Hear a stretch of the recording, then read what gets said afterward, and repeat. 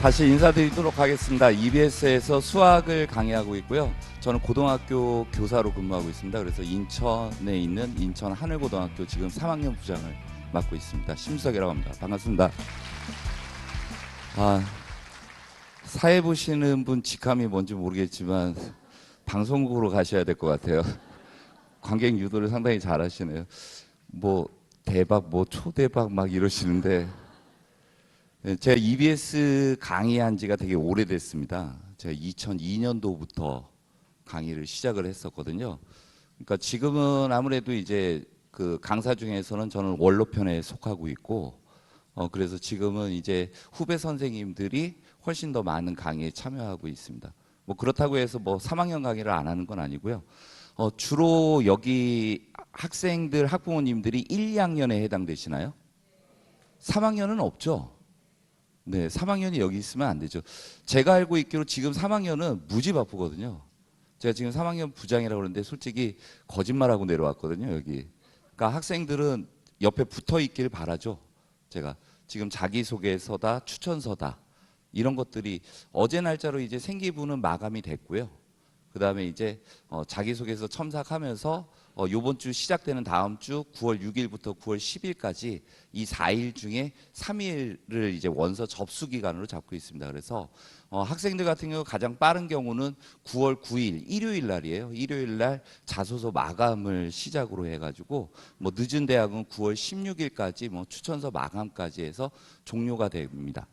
그 어떻게 보면 뭐 수시가 이렇게 끝난다라고 이야기하면 바로 이제 우리 지금 학생들인 2학년, 1학년 학생들의 입시가 시작된다라고도 할 수가 있겠죠. 혹시 2학년 학생들 손 들어봐 주실래요? 네, 좋습니다. 1학년 학생들 손 들어봐 줄래요? 네, 1학년이 조금 적고 2학년이 좀 많네요. 어디 설명회가 이 고1, 고2가 저희 EBS에서는 가장 처음 만나요? 거의 스타트죠, 여기가.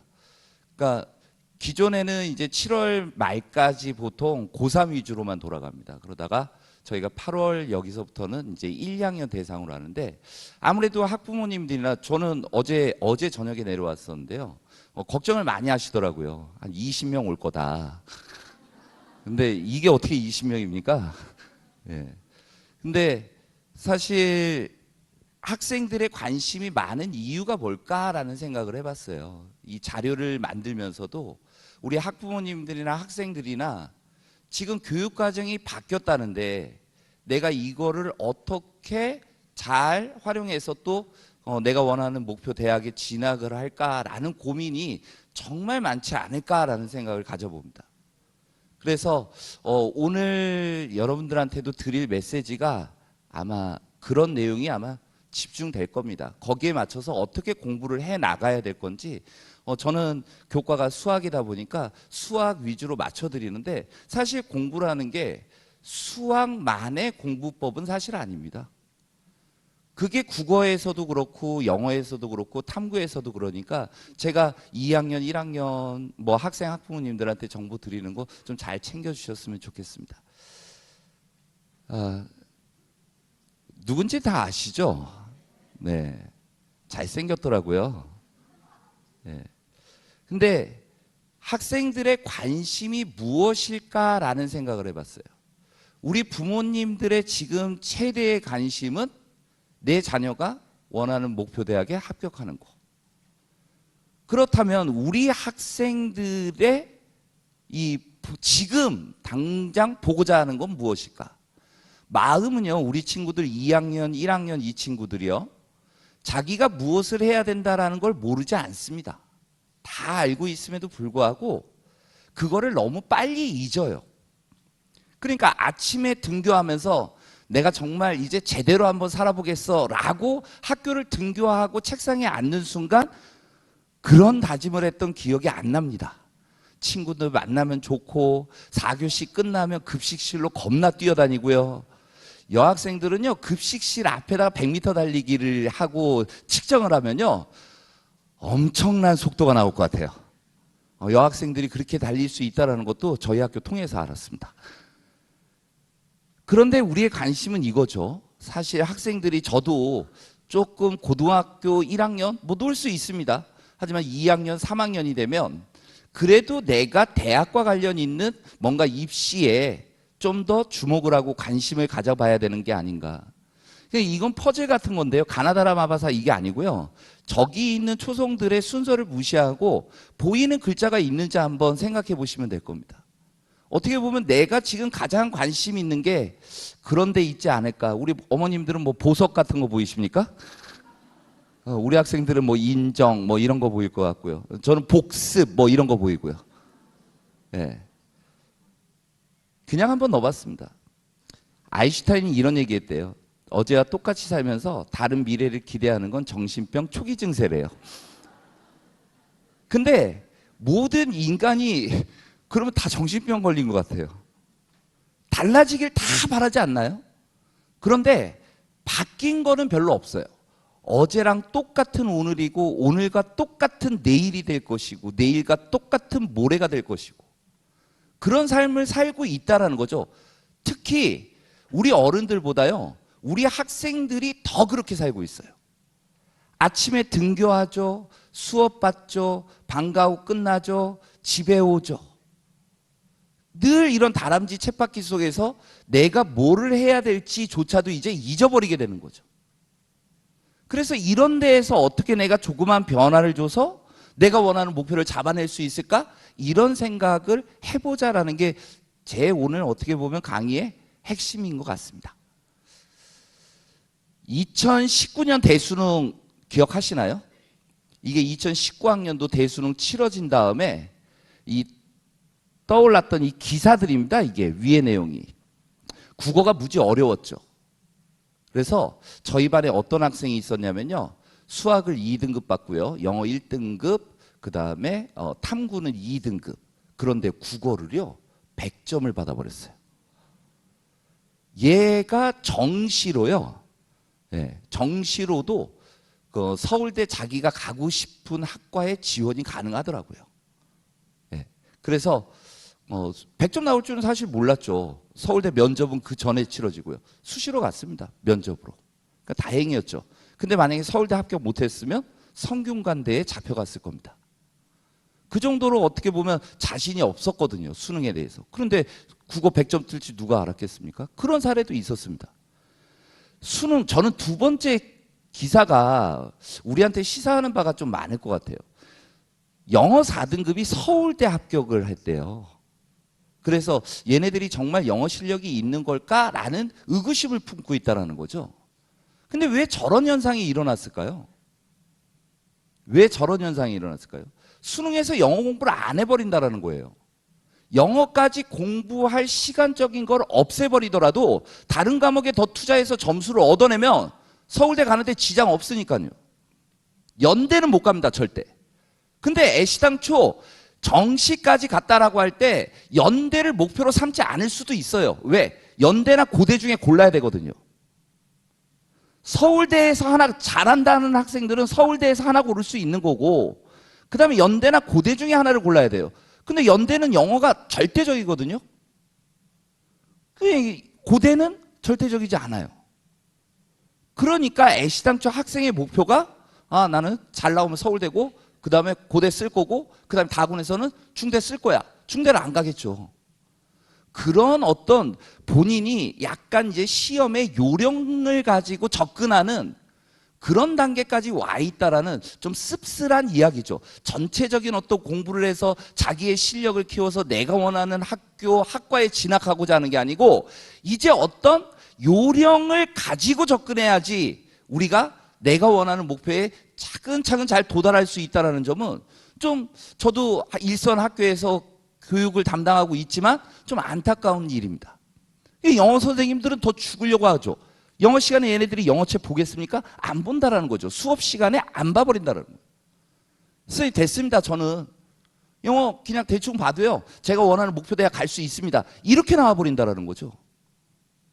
그러니까 어떻게 보면 이거는 약간 이제 입시에 따라서 비정상적인 어떤 우리의 모습들이 비춰지는 게 아닌가라는 생각이 들어요. 그래서 매년 바뀌는 대입, 내년 고1, 2, 3 학생들 대입 준비 혼란. 지금 고등학교 3학년, 2학년, 1학년 입시가 다 다릅니다. 학교 선생님들 무지 혼란스럽죠. 심지어는요, 제가 고3부장이니까 대학 관계자들한테 내년에 수시 종합전형은 어떻게 하실 예정입니까? 어떤 평가를 하실 예정입니까? 문이과가 구별이 없는데 어떻게 평가를 하실 겁니까? 생기부를 가지고 물어봤더니요, 모 대학들, 대부분의 대학들이요, 아직 그거를 신경 쓸 겨를조차 없습니다.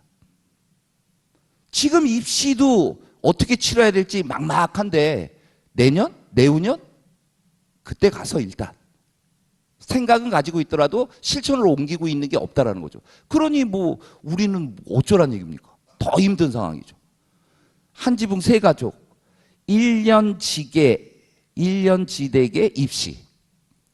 우리는 교육은 100년 사업이라는 얘기도 있었는데 요즘은 1년 단위로 이렇게 바뀌어지고 교육과정 계속 바뀌고 이러니 너무 혼란스럽고 어떤 입시에 대한 분석이 없으면 뭔가 정보에 밀리는 것 같고 내가 패배자가 된 것 같고 이런 되게 씁쓸한 상황이 이루어지는데요. 저는 여기에 종집을 찍어버릴 수 있습니다. 바뀐 거 저는 하나도 없다고 봅니다. 바뀐 게 하나도 없다고요. 그런데 온갖 기사와 입시 학원과 모든 입시에서 바뀌었으니까 조심하세요. 정보가 필요한 겁니다. 이런 어떤 말도 안 되는 소리들을 하고 있다는 거죠. 도대체 뭐가 바뀌었다는지 저는 이해가 안 됩니다. 학생들한테 조금 편하게 해주고 입시는 그대로잖아요. 내년 수학이요? 수학이 뭐가 바뀌었는데요? 시험 보는 과목은 바뀌었지만 여전히 통합교육과정 속에서 수학 가형, 수학 나형으로 시험 칩니다. 내가 진학하려는 대학이 자연계열, 공대다, 자연과학대학이다 라고 한다면 수학 가형을 반드시 치르셔야 되는 거고 인문계 대학이다 라고 하면 수학 나형을 치러야 되는데 솔직히 말해서요. 지금까지 배웠던 수학 내용과 3학년이 배우고 있는 수학 내용과 1, 2학년이 배웠던 2학년이 배우고 있는 수학 내용 문과에서 조금 뭐 차이가 있을까? 기존에 배웠던 수학 내용과 전혀 차이가 없다라는 거죠. 그런데 뭐가 혼란스럽고 뭐가 어지럽다라는 겁니까? 이런 친구들은 혼란스러울 수 있는 점은 있습니다. 진로가 확정 안 돼 있는 친구. 그러니까 내가 인문계 대학에 가야 될지 자연계열 공과 대학에 가야 될지 잘 모르는 거예요. 그러니까 생기부에 얘가 인문계의 N지 자연계의 N지 특징이 안 드러나는 거죠. 그러면 나중에 생기부를 가지고 평가를 할 때 야, 얘가 우리 거 와가지고 공부할 수 있는 애 맞아? 이렇게 돼버릴 거라고요. 그런 어떤 혼란은 있습니다. 그래서 선택 과목이 가장 중요합니다. 학교에서의 선택 과목. 얘가 교육과정이 이렇게 있었는데 왜 이걸 선택했지? 얘가 진로가 여기니까 이걸 선택하는 게 당연하잖아. 이런 평가가 이루어질 거라는 거죠. 학교에서 우리 부모님들이 관심 가지셔야 될 게 그 진로 선택 과목들이 무엇인지를 잘 보셔야 된다고요. 수학은 더 쉬워졌어요. 학생들이 어려워하는 기하 벡터가 날아가 버렸거든요. 그러니까 지금 1학년 학생들한테는 상위권 대학 갈 때 서울대 뭐 주요 대학들이죠. 상위권 대학들에서는 수학을 이제 공통 수학 1, 수학 2가 공통이에요. 시험 보고 한 과목 30%에 대해서 이제 그 선택 과목 시험을 보는 거죠. 확률과 통계, 미적분, 기하라는 과목이 있는데 아예 지정을 해버리는 거예요. 이과 오려면 미적분이나 기하 중에 공부해서 시험 봐! 이렇게 돼버린 겁니다. 안 할 수가 없는 거죠. 다시 기하가 또 부활될 수 있겠죠. 근데 저는 학생들 기하 선택 안 할 거라고 봅니다. 안 할 거라고 봐요. 왜요? 그렇게 어려운 거려? 어려운데요? 그러면 이제 보세요. 나중에 시험을요, 미적분을 어렵게 낼 거예요. 학생들 쩔쩔매게. 그러면 자연스럽게 또 기백으로 넘어가지 않겠습니까? 왜? 예전에 했던 내용들이니까. 사탐, 과탐, 선택 과목이 있었을 때요, 학생들이 투 과목 자연계를 선택 안 하니까 투 과목을 쉽게 내는 거예요. 그래서 막 50점이 막 넘쳐나요. 공부 조금만 해도. 그러다가 어느 정도 이제 모이니까 그 다음부터는 어렵게 가고요. 저는 조삼모사라는 생각이 듭니다. 그래서 이런 현실 속에서 우리가 어떻게 공부해 나가야 될지 그런 생각을 좀 잘 가져주셨으면 좋겠어요. 일단은 내년 2021 대수능의 변화라고 했지만 제가 말씀드렸죠. 변화가 있는 게 아니고 변화가 없는 거라고요. 수학이요? 수학 1, 수학 2 확률과 통계요. 수학 1 미적분 확률과 통계. 요게 시험 과목이에요. 여기는 간접 출제할 수 있다라는 건데 간접 출제의 의미가 없습니다. 왜? 이 미적분이라는 건요. 단계가 있어요. 수학 2를 이수한 다음에 반드시 이수하게 돼 있어요. 나머지는 단계가 없습니다. 그냥 수원, 수투를 배운 다음에 뭐 확률과 통계를 배워도 되고요. 학교에서 기하를 선택해서 배워도 되고요. 다 그렇게 조정돼 있는데 얘는 안 됩니다. 수학 2를 이수한 애가 미적분을 이수하게 돼 있어요. 그래 당연히 이 공부를 한 친구들은 이 공부는 베이스가 돼 있을 거라고요. 그러면 지금의 교육 과정에서 이과는 시험 범위가 팍 줄어드는 겁니다. 많이 줄어드는 겁니다. 왜? 여기 있는 내용이 뭐 수열이라는 단원을 제외하면 지수함수, 로그함수, 삼각함수라는 것은 예전 미적분, 미분과 적분이라는 책에 있는 거예요. 미적분 2에. 거기에 다 있는 내용이고요. 확률과 통계는 그대로고요. 오히려 내용 몇 가지 빠졌습니다. 내용이. 그리고 거기에 기하가 있었는데 기하가 없는 거니 이과로서는 얼마나 좀 프리해졌습니까? 문과는 조금 부담이 늘었습니다. 이게 미적분, 기존의 미적분 1이라는 과목이고요. 확률과 통계 그대로 있고요. 수학 2라는 게 수학 1인데 수열만 같고요. 예전에 안 했던 지수함수, 로그함수, 그 다음에 삼각함수가 들어와요. 예전에 있던 건데 2015 개정 교육과정 때 사라졌다가 다시 복귀가 되는 겁니다. 그래서 문과는 약간 부담이 되지만 이과는 다운이 된 거죠. 그러면서 뭐라고 그러냐면 문이과의 학업 양을 갖다가 밸런스를 맞춰준 거 아니냐라는 얘기죠. 누가 맞춰달라고 그랬어요? 예. 맞춰달라고 한 적도 없는데 그냥 북치고 장구치고 다 하는 것 같아요. 바뀐 거 없다라는 얘기입니다. 여러분들 2학년 학생들 같은 경우에는 지금 학교에서 이거 다 끝났습니다. 2학기 때 확률과 통계 들어가는 학교 있을 겁니다. 자연계열이요? 수학 1, 수학 2 끝났을 거고요. 확률과 통계 들어가는 데 있을 거고 아니면 미적분 들어가는 곳도 있을 거고 3학년 1학기 때 미적분 하는 데 있을 겁니다. 자, 그런데 2학년 학생들 내년에 3학년에 올라와서 미적분 공부를 하고 수능을 본다? 아무래도 많은 준비가 잘 안 될 겁니다. 그러니까 솔직히 자연계열에서 수학을 못하면 말이 안 되잖아요. 그러니까 내가 자연계열로 가고 싶은데 수학 공부를 조금 더 일찍 시작해도 되는 거 아닌가요? 적당한 선행. 학교 공부를 따라가기 위한 적당한 선행. 저는 무리가 없다라는 생각이 듭니다. 그래서 사실 2학년이 다 끝났을 때 12월이 됐을 때는 적어도 수능 보는 과목에 대해서는 내가 한 번 정도는 개념 정리가 다 끝나 있는 그런 준비를 해보면 어떨까라는 제안을 드리는 겁니다. 안 배운 건 없을 테니까요. 자, 2021 대수능 수능에서는 조금 미리 신경 써야 될 게 어차피 수학 가형을 봐야 될지 나형을 봐야 될지를 선택을 해야 되는 겁니다. 그래서 내 진로 희망 계열이 무엇인지를 빨리 파악하셔야 됩니다. 제가 이것도 물었어요. 원체 이렇게 바꾼데 학생들이 고등학교에 와가지고 나는 무슨 대학 무슨 학과에 가서 뭘 전공하고 싶다라고 대한민국 수험생 중에 이게 선언이 돼 있는 친구가 과연 몇 명이나 되겠습니까? 라고 얘기하면 무슨 얘기를 듣는지 아세요? 얘네들 중학교 때 자유학기제 지낸 애들이에요 라는 얘기가 나옵니다. 자유학기제를 통해서 자신의 적성을 찾고 진로를 찾는 그런 탐색 과정을 다 거치냅니다. 선생님들이 모르시는 얘기입니다. 이런 얘기예요. 꿈은 바뀌죠. 하다 보니까 아닌 것 같고 중학교 때는 수학 잘했는데 고등학교 오니까 야 이거 좀 힘드네? 이런 생각 우리 고등학교 올라와서 바뀐 거 아닙니까? 사실 그래서 좀 우리 친구들은 좀 이럴 때 부모님들이 좀 도움을 많이 주셔야 돼요. 우리 학생들도 부모님의 말을 좀 잘 들어보세요. 여러분들은 아직까지는 순진해요. 그냥 어떤 직업이라는 걸 생각하라도 그냥 한 달에 150, 200만 원 벌면 잘 살 수 있잖아. 이런 생각이에요. 아버지, 어머니가 도대체 얼마를 버시는지 한번 물어보세요. 그거 갖고 살 수 있나? 힘들어 하신다고요. 그러니까 우리 부모님들 입장에서는 좀 더 너가 편안하게 살 수 있는 직업을 택할 수 있는 진로를 가렴이라고 권유하고 있는 거라고요. 저는 학교에서도 공부 잘하는 애들이 있으면 진로 막 틀어버립니다. 저는. 애가 수학을 하겠대요. 야, 수학해가지고 뭐 하려고 그래. 야, 의사 되라. 우리 군수님 아들인가 자제분도 의예과 다닌다며요. 아까 얘기하는데 그렇더라고요. 우리 부모님들 입장이 다 마찬가지로. 한의사 되라. 수술 못하겠으면 한의사 해봐라. 피 보는 거 어렵지? 한의사 괜찮아.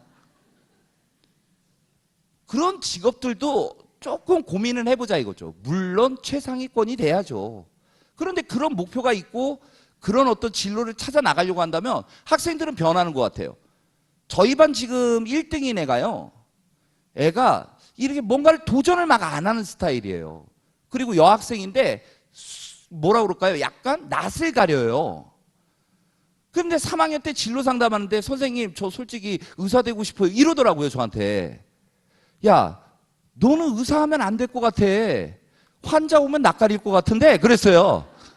환자인데 저한테 이러시면 안 돼요 막 이럴 것 같은 애 있잖아요. 근데 한 학기 지나면서 정말 성격이 많이 바뀌었어요. 애가 바뀌더라고요. 너 이렇게 해야 돼. 너 의사 될 필요 없어. 그러면 막 얘기하니까 알아가는 거죠 본인이. 아직까지 애들은 다 안다라고 생각하지만 자기 기준 수준입니다. 왜? 내가 아는 범위가 이거밖에 없잖아요. 그러니까 어른들은 조금 더 살았으니까 이런 조언들도 해주면서 네가 이런 꿈을 갖다가 어떻게 키워나가야 된다는 그런 얘기를 좀 더 많이 해줘야 된다는 거죠. 자, 그 다음은 나는 수시인지 정시인지 먼저 파악해야 됩니다. 그런데 학생들은 2학년까지 오면요. 내신? 글렀어요. 내신은 다음 생이에요. 그럼 난 정시예요. 뭐니 해도 대학은 정시지. 뭐 이러고 있어요. 근데 지금 비중을 보면요. 어떻게 보면 이게 플러스가 돼 있잖아요. 지금 각 대학이 정시를 몇 %까지 올렸죠? 30%까지 다 올렸어요. 올해. 웬만한 대학이 다 올렸고 내년엔 다 올립니다. 그런데 수시가 수시 70%로 끝나는 게 아니고요. 2월이 돼요. 못 채우고 2월 되는 게 있어요. 옛날 22%, 2%인 시절도 2월 돼서 30%가 나왔었다고요. 그런데 이걸 30%로 맞춰놨으니까 한 거의 35에서 30 후반까지 간다고요. 그래 정시의 기회도 있는 거예요. 예년에 비해서 훨씬 더 많은. 그래도 수시라고 한다면 생기부 관리도 조금 잘 해놔야 되는 거고 학교 생활도 열심히 해야 되는 거고 전공 적합성도 좀 맞춰야 되는 거고요. 요즘 저희 반 학생들이 저한테 무지 혼납니다. 자기소개서 때문에 많이 혼나요. 그러니까 1번이 학업 역량을 소개하는 거거든요. 교과에 대한 학업 역량을 소개하는 거고 자기소개서 2번은요. 학교 생활을 통해 학업 역량을 얘기해야 되는 거예요. 질문이 그거예요. 그런데 그걸 오해하는 친구들이 많아요. 학교 생활에서 본인이 가장 의미 있다라고 생각한 활동을 소개하라니까 친목도모한 얘기하고 있어요. 동아리에서 즐겁게 놀았어요. 동아리에서 해피했어요. 뭐 이러고 있어요. 나중에 쓸 말이 없는 거야. 왜? 그 친목은 학업 역량을 나타내 주는 게 아니니까요. 정답이 있는데 그 정답에 도달하고 있지 못하는 거를 자기소개서라고 제가 통과시켜 줄 것 같습니까? 저 안 통과시키거든요. 그래서 학교 생활을 좀 더 내가 수시다라고 이야기할 때는 학교 생활에서 동아리를 하더라도 그게 친목이 됐지언정 거기에서 연구활동도 하고 탐구활동도 한번 해보시라는 거죠. 아니 궁금한 게 있을 거 아닙니까? 내가 천체 동아리인데 이 천체에 대해서 이해를 해보고 싶은 생각 안 들어요. 그걸 이해하기 위해서 물리를 이해해야 된다고요. 그래서 물리 공부를 했다라고 하면 되는 거고요. 그런 스토리가 나중에 수시에 아주 큰 힘을 발휘할 겁니다. 그리고 성적은요. 대학들이 제가 올해 대학들을 만나보면서 느끼는 게요. 성적표가 어떻게 되냐면요. 1학년 1학기 내신, 1학년 2학기 내신, 2학년 1학기 내신, 2학년 2학기 내신, 3학년 1학기 내신이 D그래프로 그려집니다. 그래서 이게 쭉 올라가는 애가 있어요. 저희는 아무래도 자사고다 보니까 1학년 1학기 때 3.5등급인 친구가 있었거든요. 근데 그 친구의 그래프를 보면 쭉 올라가요. 끝내는 3학년 1학기 때 자연계를 1등 찍었습니다. 저 자신 있습니다. 얘 서울대 보낼 겁니다. 서울대 보낼 겁니다. 그렇게 해서 자연계 1등은 아무나 하나요? 그러니까 우리 친구 여러분들도 성적 분포를 한번 잘 그려보라고요. 본인이 그렸을 때 1학년보다 지금 2학년이 떨어졌어요? 요건 핑계거리가 있어요. 아무래도 2학년에 와서 내가 진로 과목을 과학 과목, 수학 이렇게 하다 보니까 아무래도 좀 공부 양이 버겁고 그러다 보니까 관리를 잘 못할 수도 있습니다. 그런 핑계가 돼요. 하지만 3학년 1학기 때 더 떨어진다면 에이 너는 실력이 이거네 이런 얘기 나오는 거죠. 하지만 올라갔다면 얘는 점점 잘하겠구나 이런 인상을 남겨줄 수 있다는 거죠. 아직까지 끝난 게 아니니까 우리 친구들 2학년 친구들 1학년 친구들 이런 사정을 이해하고 내가 성적을 어떻게 끌어올릴지 아까 이 전체 강의 시작하기 전에 어떤 수능 만점자들의 그 강연들을 잠깐 보고 있었는데 거기 보니까 다 정답이 있더라고요. 제가 하는 얘기들의 정답이 다 거기 있더라고요. 그 친구 뭐라고 그랬어요? 계획을 세우고 실천하라고. 계획만 세우지 말라고. 그런 얘기 하잖아요. 목표가 있으면 계획을 세울 거고 그 계획을 실천해 나간다면 이게 현실이 되는 겁니다. 머릿속으로만 그렸던 내가 정말 올라가지 못할 나무인 줄 알았는데 올라가서 놀고 있는 거죠. 그런 과정들을 좀 그려나갔으면 좋겠어요. 그러면 수능은 무엇을 준비해야 되는 건가? 한 가지 팁 드리겠습니다. 요즘은요. 아까 제가 말씀드렸다시피 수능에 대해서 학생들이 요령을 가지고 접근한다라고 했죠? 접근한다고 했잖아요. 그 접근 방식 중에 한 가지가 뭐냐면요. 탐구를 끝내고 옵니다. 탐구를 끝내고 옵니다. 그래서 내가 탐구 과목이 사탐에 여러 과목이 있고 과탐에 여러 과목이 있지만 자연계열 가려면 대학마다 뭐 과탐 2과목을 지정한 데도 있습니다. 어쨌든 2과목을 지정을 할 테니까 여러분들이 내가 인문계 쪽이다라고 하면 사탐을 택할 거고 뭐 사탐 하나 과탐 하나 이렇게 선택하는 애는 많지는 않을 것 같습니다. 보통 과탐 2개를 선택한다든지. 자, 이 과정 속에서 미리 끝내보시라는 얘기입니다. 공부 얼마든지 끝낼 수 있습니다. 사회과목 저는 어렵다라고 생각 안 듭니다. 적어도 개념 정리하고 그 다음에 기출문제들 풀어보는 연습을 하면 스스로도 얼마든지 공부할 수 있고 스스로 너무 힘들면 인터넷 강의를 통해서 얼마든지 요점 정리할 수 있습니다. 2학년 겨울방학이 끝나기 전까지 탐구를 끝내보시기 바랍니다. 그리고 3학년을 맞이했을 때 아마 여러분들의 목표는 무지 올라가 있을 겁니다. 공부하는 시간이 3학년 때 올라와서 수능 때 성적이 안 올라가는 학생의 케이스는 뭐냐면요. 국어도 공부해야 되고 수학도 공부해야 되고 영어도 공부해야 되고 탐구도 공부해야 되는 성적이 안 올라갑니다. 어떤 식이냐면요. 수학이 떨어져서 수학을 막 공부하잖아요. 그러면 국어가 떨어져요. 그래서 그 다음 시험에는 내가 국어 이러면 안 되지 그래서 국어를 막 공부해요. 그러면 수학이 떨어져요. 이런 친구들 정말 많습니다. 그래서 실제 뭐 하나가 끝나 있으면요. 그건 심심할 때 하면 돼요. 그러면 남는 시간을 다른 과목들의 안배가 더 들어간다는 겁니다. 그런 공부 전략을 갖기 위해서 그 첫 단추가 2학년 말까지 탐구를 끝내보라는 겁니다. 1학년이 탐구를 끝낸다? 오, 대박. 수능 만점으로 가겠다는 목표죠? 그러니까 1학년은 조금 아직까지는 좀 노세요. 노는 게 좀 지겨워져야 됩니다. 그래야지 공부하겠죠. 네, 그렇다고 무지 놀지 마시고요. 네, 놀 때 놀더라도 할 때 내야 된다는 거. 내신, 적어도 내신 관리, 그 다음에 독서를 많이 하세요. 1학년들은. 그게 독서가 나중엔 결국은 국어 시험 점수예요. 국어가 안 나오는 애들은요. 독서가 안 돼 있는 경우가 정말 많더라고요. 그런데 우리 부모님들 그거는 조금 이해하셔야 돼요. 어렸을 때 책을 많이 읽어주고 책에 관심 갖게 하셨어야 돼요. 그런 애들은요. 국어 공부 안 해도요. 그냥 1등급이 나오더라고요. 국어 원체. 혹시 국어가 어떤 시험에서는 애가 1등급을 받아오기도 하고 요번엔 좀 못 봤어요 그러면서 3등급 받아오고 이런 학생이나 우리 학부모님이 있습니까? 얘네들 국어 공부 안 하는 애들입니다. 얘네들이 안 하는 애들이에요. 어떤 스타일이냐면요, 지가 좋아하는 지문이 나오면 시험 점수가 높아져요. 근데 지가 싫어하는 비문학 많이 나오잖아요, 점수 팍 떨어져요. 수능 때는 지가 싫어하는 것만 나올 겁니다. 그래서 그런 것들도 내가 좋아하고 관심을 가져야지 뭔가 올라가는 거지, 자기가 좋아하는 것만 이렇게 해가지고는 모든 걸 맞출 수가 없다는 점을 좀 알아주셨으면 좋겠습니다. 사실 대수능에서는요, 이걸 원칙으로 삼고 있어요. 제가 2005년도부터 수능, 저는 출제위원 자격이 안 돼요. 강의를 하잖아요. 그래서 저는 검토위원을 2005년도부터 2015년도까지 정말 많은 경험을 가지고 있습니다, 사실. 그런데 거기에서의 하나 같은 원칙이 이겁니다. 대학 교육에 필요한 수학 능력을 측정해야 된다라는 원칙이고요. 근데 잘 안 지켜져요, 요즘. 그럼 뭐 작년 대수능의 국어 같은 경우도 마찬가지고, 그래서 올해 6월 좀 쉬워질 줄 알았거든요, 국어가. 그런데 무지 어렵더라고요, 역시. 아직 바뀌지 않고 있는 것 같아요.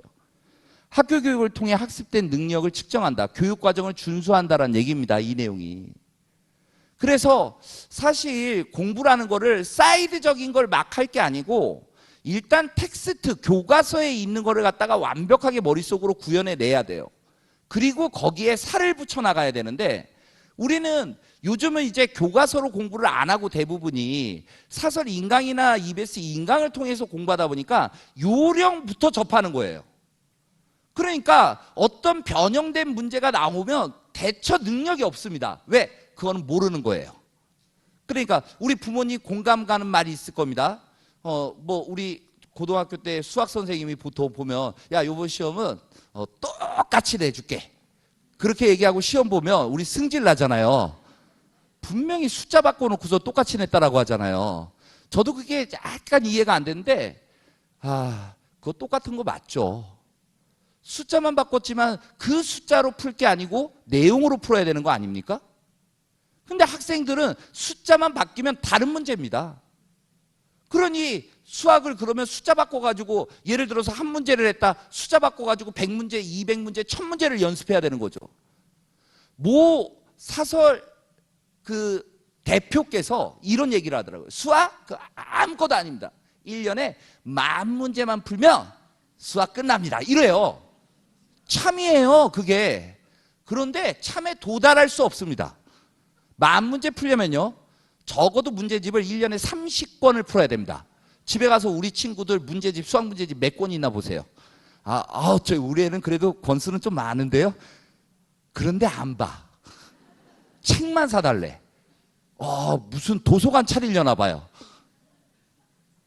책도요, 이제 문제집 사겠다 그러면요, 그냥 막 사주지 마세요, 부모님들.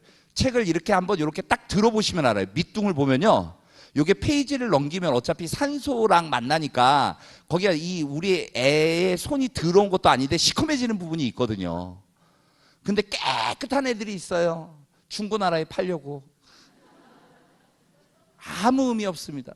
그래서 어떤 책이든 교과서, 내가 집중하고 있는 책 한 권을 제대로 보면요, 책 10권 본 이상의 효과가 나온다라고 저는 확신합니다. 책 한 권을 제대로 한번 보자. 책 많이 본다라는 게 중요한 게 아니고 그 한 권에 있는 내용을 온통 내 것으로 만들어 보는 건 어떨까, 이런 생각을 합니다. 이게 올해 작년 대수능에서 치러진 6월, 9월 대수능, 그 다음에 6월, 그러니까 2018학년도에 실시됐던 거 2019학년도 6월 모의평가의 1등급 컷입니다. 다시 말씀드리면 나영에서 1등급을 받으려면 2문제까지 허용하겠다라는 얘기입니다. 우리 친구들 1학년 때부터 습관 붙어 있는 거 있습니다. 30번은 절대 풀지 않는다. 한 문제 이제 까고 들어가는 거죠. 네. 저는 30번도 좀 쉽게 냈으면 좋겠습니다. 왜? 아니, 애들이 안 풀어버리는 시험 문제를 내는 법이 어디 있습니까? 그래서 뭐 유명한 해외 수학과에 다니고 박사학위 받은 뭐 그런 사람들을 수능 시험지 보여주고 풀어보라고 그랬더니 50점도 못 맞잖아요. 그게 대한민국 수학입니다. 2등급 받으려면 적어도 4문제 이내로 들어와야 됩니다. 4문제. 그런데 5등급 보실래요? 이게 점수입니까? 37, 35, 수능 때 38, 작년 6월 32점. 혹시 모의고사에서 우리 애가 5등급 성적표를 받아왔다. 수학 공부 안 하는 겁니다. 안 하는 거예요. 아예 했다라고 말하지 마세요, 우리 친구들. 양심. 이게 점수냐고요. 2점짜리, 3점짜리만 다 맞춰도요, 48점입니다. 3점짜리도 틀린다는 얘기거든요. 3점짜리 수준이 뭐냐면요, 수학 좀 공부하면 암산으로 푸는 문제입니다. 그런 문제를 틀리고 있다는 얘기예요. 이과는 좀 다릅니다. 1등급 역시 2문제까지요. 2등급이 몇 문제인지 보실래요? 88점. 3문제입니다. 한 문제 차이 하나 더 틀리면 2등급으로 가는 겁니다. 네. 3등급은요, 거기에서 하나 더 틀리면 3등급이 됩니다. 3등급과 1등급의 구별이 거의 없습니다. 5등급? 그래도 점수 꽤 높지 않아요? 61점? 그래서 수학 많이 공부하는 애들이잖아요. 자연계열이니까. 그런 현상이 나타나는 거예요. 문과 학생들은 상대적으로 수학을 많이 안 보거든요. 네. 보기 싫어하죠. 우리 부모님들 중에 이제 문과 출신들 있잖아요. 수학 그때도 힘드셨죠? 예, 네. 마찬가지예요. 요즘 애들도 그래요. 그런데 옛날에는 마치 머리로 수학하는 것 같았지만 제가 수학을 가르치다 보니까요, 수학 머리로 하는 게 아니에요. 그냥 해도 돼요. 그냥 막 하면 되고요. 제가 임상 실험을 정말 많이 하는 편인데요. 문과에서 5등급, 6월 달에 5등급 받은 애들이 공부시켜가지고 수능에서 1등급 받는 사례 정말 많이 봅니다. 진작 좀 하지. 진작 좀. 그래서 사실 이 수능 패턴, 이 시험에 이제부터 익숙해지셔야 되는 겁니다. 1학년, 2학년 지금 전국연합평가 내가 1등급 받고 있다, 2등급 받고 있다, 아무 의미 없습니다. 평가원 시험을 잘 봐야 됩니다. 아까도 그 인터뷰 동영상 보면요, 그 친구들 점수 뭐가 나와요? 6월, 9월 대수능 점수 얘기하지 3월 전국연합 때 몇 점 맞았어요? 이런 얘기 안 한다고요. 요 시험의 성격을 잘 가지고 있고, 그래서 제가 기출문제라고 이야기하는 거는요, 전국연합 학력평가 문제가 아니고 평가원 기출문제만이 기출문제입니다. 평가원, 모의평가와 수능 문제가 기출문제다라는 점을 좀 잘 좀 아셨으면 좋겠고요. 이게 저예요. 좀 젊죠? 작년이에요. 근데 뭔 일이 있었던 거니? 네. 제가 인강 하나 띄워놨고요. 그다음에 옆에 우리 친구도 요 글자 정도는 다 읽을 수 있을 것 같은데요. 어렵나요, 우리 친구? 읽어보실래요? 네, 학습입니다. 이게 무슨 학이에요? 배우라. 무슨 습이에요? 익힐습. 요즘 학생들의 공부의 문제점이 여기 있습니다. 이게 정보가 많으니까 TMI다 보니 이거는 잘해요. 듣는 거 잘합니다. 인터넷 강의 무지 많이 듣습니다. 우리 부모님들 다 프리패스 끊어주셨잖아요. 무지 많이 들어요. 학은 많이 한다 이겁니다. 그런데 그 배운 거를 자기 걸로 만드는 시간이 절대적으로 부족하다는 거예요. 성적은 이걸 통해서 올라가는 건데 우리 친구는 이걸로 올라가는 줄 알아요. 솔직히 저도 사설 인강 이렇게 모니터해 보면요, 재밌어요. 저렇게 재밌게 설명할 수가 있나? 막 이러면서. 예, 애들 인강 듣고 있을 때 표정 한번 보세요. 막 끽끽대면서 웃어요. 그게 공부하는 모습일까요? 공부하는 모습이 그렇게 해맑고 눈 풀려서 이러고 있고 마치 우리 어렸을 때 바보 상자 본다라고 어른들이 얘기했던 모습처럼 학생들 표정이 똑같이 나타나고 있다는 겁니다. 절대 인강 보는 거로, 학교 수업 듣는 걸로 성적이 올라가는 게 아니다라는 거죠. 그 배운 거를 내가 익혀야 된다는 거예요. 그 수능 만점자 그 얘기했잖아요. 배운 거를 덮어놓고 A4지 펴놓고 다 적어봤다. 그런데 안 적힌 게 있으면 비교해가지고 그게 내가 빼먹는 부분이니까 집중적으로 공부를 했다. 정답이잖아요. 이 부분이 안 된다고요.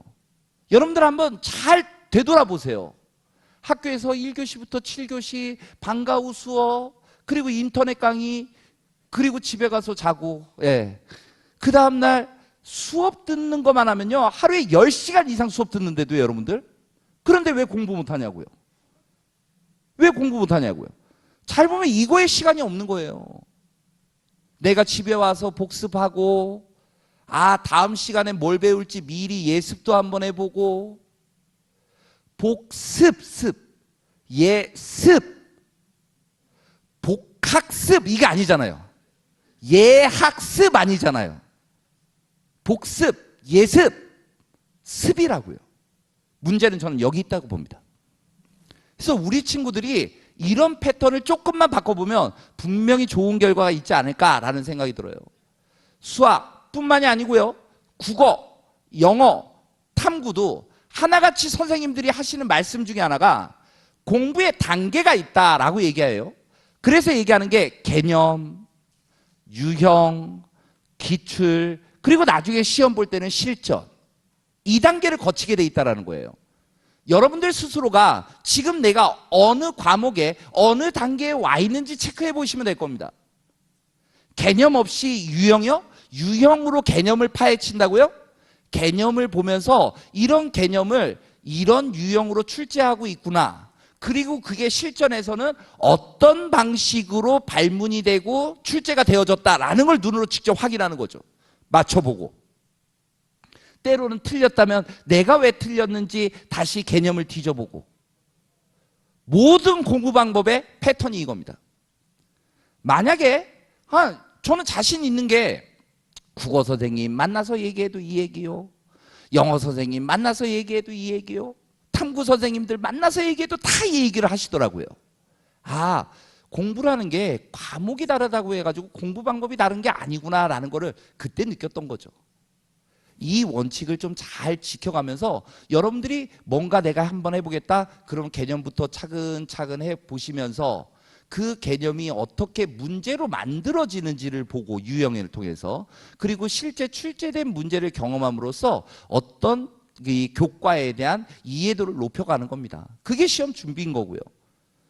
그래서 개념은 좀 더 정확하게, 우리 친구들은요, 제가 수학이니까 수학 상담 많이 받잖아요. 선생님, 제 수학의 문제점은요, 저는 개념은 아는데 문제 해결 능력이 부족한 것 같아요. 그걸 어떻게 하면 키울 수 있습니까? 이런 얘기합니다. 그런 애 치고 개념 있는 애 못 봤습니다. 아무 생각이 없는 거죠. 자기의 문제점조차 파악하고 있지 못한 거예요. 개념은요, 누가 옆에서 설명해 줬을 때 이해되는 게 개념이 아닙니다. 본인이 스스로 선생님처럼 얘기할 수 있어야 돼요. 개념은요, 선생님이 가지고 있는 개념과 학생이 가지고 있는 개념이 다르면 안 됩니다. 똑같아야 돼요. 개념은 거기로부터 출발을 해야 되는데, 마치 학생들이 생각하는 거는 그냥 문제가 읽히니 나는 개념은 있다라고 생각하는 거예요. 그리고 틀리면 해설지 보니까 이해가 되거든요, 무슨 말인지. 그러니까 그 개념을 따져봐야 되는데 개념을 따져보는 게 아니고 그냥 문제에서 연결시켜버리는 그런 공부를 하고 있더라는 거죠. 그래서 개념을 안다라고 생각하지 말고 구체적으로 적어보시라는 거죠.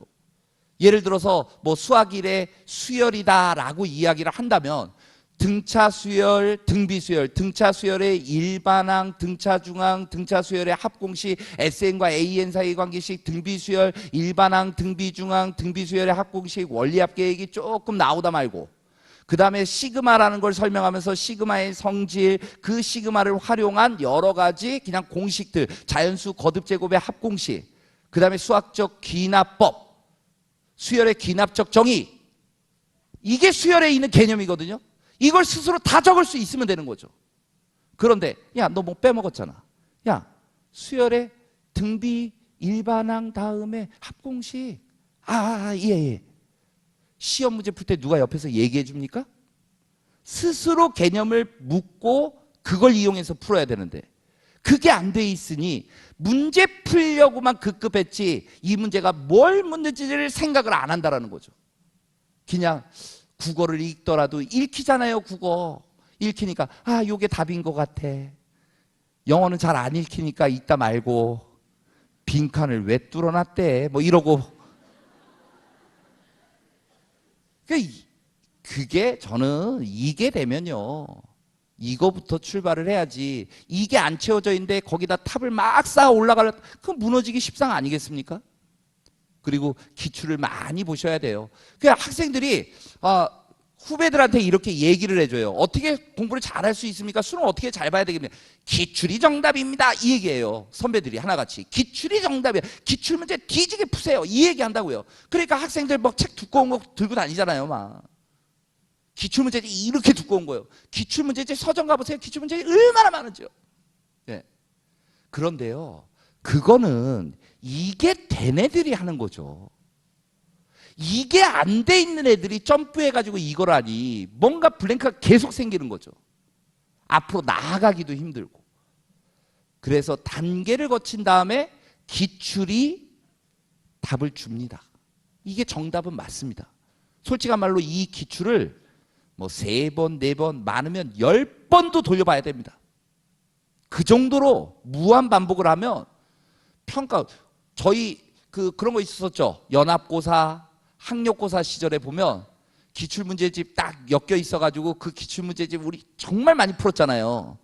요즘 수능이라는 게 수능이지 예전 학력고사의 그런 문제랑 비슷한 패턴을 가지고 있어요. 그러니 기출이 핵심이 될 수밖에 없습니다. 그래서 그런 문제를 좀 많이 봐주셨으면 좋겠고, 이게 연계문항이라는 거고 2학년까지는요 70% 연계 그대로 유지되고요. 그 다음에 1학년 학생들 같은 경우 50% 연계로 다운됩니다. 연계가 발표가 된 상황이니까 바뀌지는 않을 겁니다. 자, 이게 올해 6월 달에 시험 문제입니다. 이게 시험 문제입니다. 이게 문과 거고요. 이게 이과 문제입니다. 좀 비슷하죠? X 1, 2, 3, 1, 2, 3, 4 조금 더 늘렸네요. 그죠? 이 조건 똑같죠? 하나 더 늘어난 것 뿐이고요. 뒤에 조건이 똑같잖아요. 그 다음에 얘가 12야, 12이야. 숫자 좀 늘렸고요. 똑같은 문제죠? 가영나요? 이 문제가 우리 수능 특강에 이런 문제가 있었거든요. 이런 문제가요.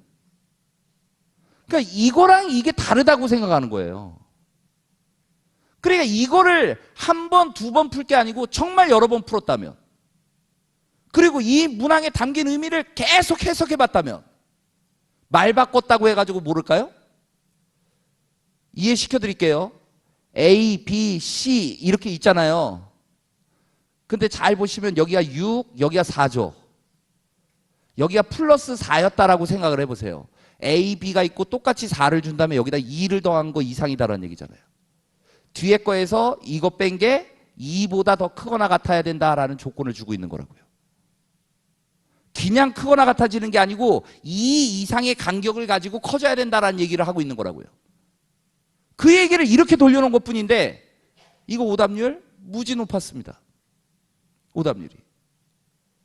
그래서 앞으로 여러분들 3학년 되면 대부분 수능 특강은 다 합니다. 그런데 그 수능 특강이라는 거를 제대로 좀 공부해 봤으면 좋겠어요. 한 번 풀고 끝내는 게 아니고 2번 풀고 3번 풀고 틀린 문제는 왜 틀렸는지 다 따져보고. 그런데 이렇게 해야 되는 걸 알면서도 또 3학년 되면 수능 특강은 다 가지고 있습니다. 그리고 사설 인강의 교재, 자기가 듣는 인터넷 EBS의 교재 이런 것까지 다 풀려니 풉니까? 못 풉니까? 못 풀어내는 거예요.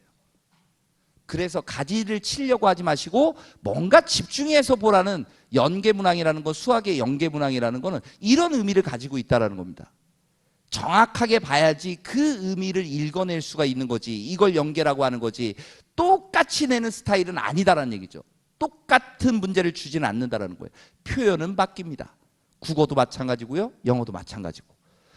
국어나 영어의 연계를 느끼려면 어떻게 하면 되냐면요. 지문이 있는데 지문이 바뀌잖아요. 발문을 다른 지문에 그 발문을 넣어서 보는 거예요.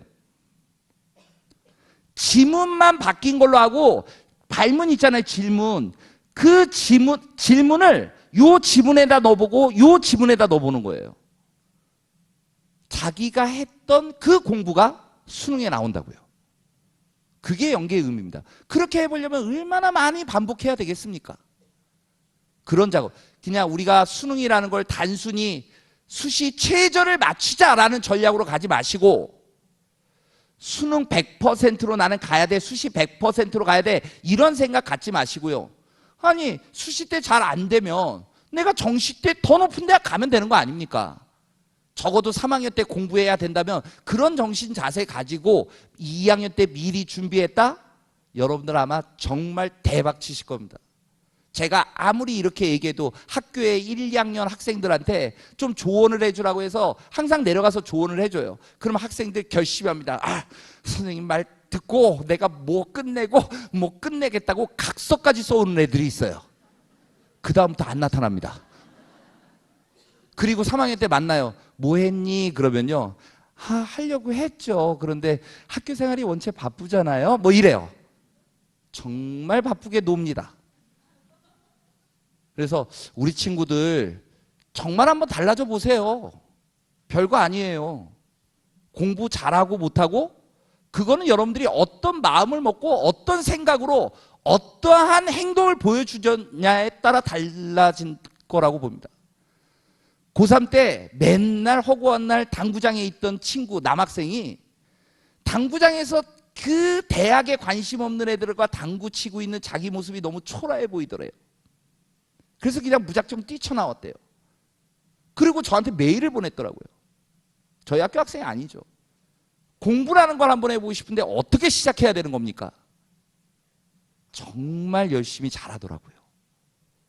그냥 아까 제가 모두에 충분히 놀아보라는 얘기가 그런 얘기예요. 놀아봐야지 아, 공부라는 것도 해야 되겠다라는 생각을 가질 수 있지 않을까. 그냥 스트레스만 받지 마시고요. EBS에 여러 사이트들이 있어요. 많이 있으니까 그런 것들도 한번 들어가서 보세요. 제가 이거 홍보입니다. 영업이죠. 예. 정말 많아요.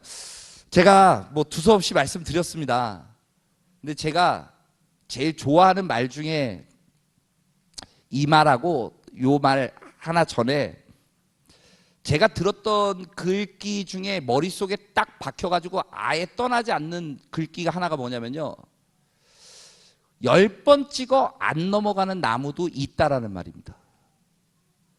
우리가 어렸을 때 배웠던 얘기로는 10번 찍어서 안 넘어가는 나무 없습니다. 그런데 그 글귀는 10번 찍어 안 넘어가는 나무도 있다라고 시작하더라고요. 11번째부터를 노력이라고 한답니다. 무지 반성 많이 했습니다. 10번 정도면 충분한 노력이라고 생각을 했는데 그 10번도 기본이라고 생각하는 사람이 있더라라는 거죠. 10번은 당연한 거고 11번부터가 우리가 노력이라고 이야기해야지 2번, 3번 반복한 거 가지고 노력이라고 얘기하지 마라라는 얘기 아닙니까? 그래서 정말 나이 많이 먹었음에도 불구하고 그래도 젊은 친구들한테 모범이 되고자 학교에서는 선생님으로서 모범이 되고자 학생들한테 좋은 모습 많이 보여주기 위해서 많이 최선을 다하고 노력 저 많이 하고 그렇게 살고 있습니다. 그 다음에 좋아하는 말이 이 말입니다. 어제와 다른 오늘, 오늘과 다른 내일 그 하루하루의 차이가 기적을 만들어낸다라고 합니다. 이런 얘기를 들으면요 학생들은 결심하고 다짐합니다. 그리고 계획을 짭니다. 그리고 내일부터입니다.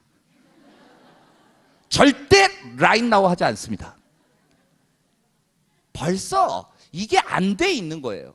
그런데 그렇게 계획을 잡아서요. 계획을 잡으면요. 참 초등적인 계획을 잡아요. 그냥 아침에 일어나면 30분 공부, 잠잘 때까지 공부. 죽습니다. 그러니까 하루 해보고 하루 해요. 그래도 한 말이 있으니까 이틀 해요. 아, 힘들다고 느껴요. 3일을 해요. 아, 이 방법으로 성적이 올라가지 않을 거라는 걸 느낍니다. 그래서 4일째는 안 해요. 그렇게 우리가 그래서 작심삼일이란 말도 옛날 사람이나 요즘이나 다 똑같은 것 같습니다. 계획은 무지 거창하게 잡아버리고 실천할 수 없을 정도의 계획을, 그걸 어떻게, 당연히 포기하고 싶은 게 인간의 본성이죠. 그래서 계획은요, 단기 계획, 장기 계획, 단기 계획, 그 다음에 짧게는 한 달, 2주의 계획, 이 정도의 계획까지 조밀조밀하게 들어가 줘야 돼요. 장기 계획은 뭡니까? 대수능 아니겠습니까? 내가 수능에서 모 대학, 무슨 학과에 합격하겠다. 그 대학 가보세요, 좀. 시간 내서 한번 대학 가보세요. 그리고 그 과 찾아가 보세요. 선배님, 기다리십시오. 2년 후에 오겠습니다. 제 이름 석자를 나중에 만나시게 될 겁니다. 그게 훤히 안 되게끔. 그 다음에 이제 2학년 마지막까지 내가 무슨 계획을, 뭐를 실천해 보겠다. 아까 말씀드린 거 뭐 탐구를 끝내겠다. 적어도 뭐 영어는 끝내놓겠다. 절대평가니까 90점 이상 나올 수 있게 끝내놓겠다. 이런 계획을 잡고 그걸 실천하기 위해서 한 달 한 달은 어떻게 채워야 되는지, 또 한 주 한 주는 어떻게 채워야 되는지, 그게 계획표라는 거죠. 그런 계획표가 있어야지만이 어제와 다른 오늘이 될 거고요, 오늘과 다른 내일이 될 거고요, 그게 모여서 기적이라는 거를 여러분들한테 선물로 가져갈 수 있지 않을까라는 생각합니다. 그 기적이 울주군에 있는 여러분들 모두에게 분명히 찾아오기를 기도하겠습니다. 지금까지 심석이었습니다.